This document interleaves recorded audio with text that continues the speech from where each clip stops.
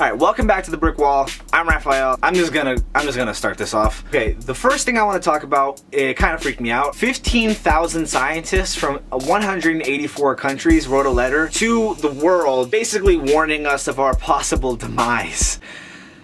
15,000 scientists, 184 countries, it kind of sounds like they're trying to get our attention.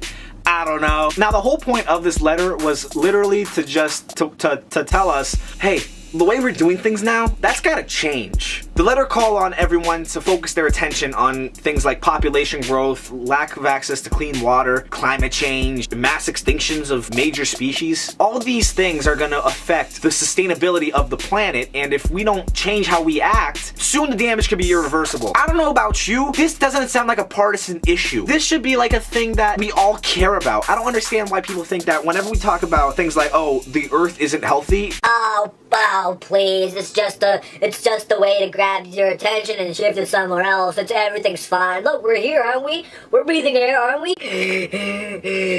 See, air is good. Look, it starts at the bottom. If we want our planet to be healthy, stop littering. Recycle. Don't throw away food. It's that simple. Little by little, we'll get better. A similar letter was written about 25 years ago, but only 1,700 scientists signed it and warned us about the same things, basically. Now, since those 25 years, the only way the Earth is better off is the ozone layer near Antarctica. It's gotten a little better, but the hole is still there. Everything else will worsen. Things like CO2 emissions, temperature continues to rise, there's more people with less food and less water. We just gotta do better. It's not a partisan issue, it's just common sense. Oh my god, I'm getting sweaty. Okay, the next thing I want to talk about, I haven't seen mention on any of the major news networks, not CNN, not MSNBC, definitely not Fox. It's about Yemen, and if you didn't know, Yemen's in complete chaos right now. There is a famine going on in the country of Yemen that's affecting 17 million people. Also, there's a cholera outbreak, the likes of which Earth has almost never seen before, affecting over 900,000 people. This is important to know about. Not only do people not hear about the story, I want to know how many of you even knew that Yemen was in the middle of a civil war. Back in 2011, a former president was ousted because he tried to alter the constitution so that he could be president forever, which is kind of crazy. So he was ousted, new president came in, old president tried to regain power, tried to overthrow, United Nations came in, other nations like Iran and Saudi Arabia stepped in, blockades occurred which blocked food imports and water. The only people that are suffering here are the people of Yemen, and it's important to talk about, it's important to gain awareness. There are countless nations out there with the reputation of stepping in when things go wrong for other countries. It's things like what's happening in Yemen that caused 15,000 scientists from 184 countries to tell us to get our shit together.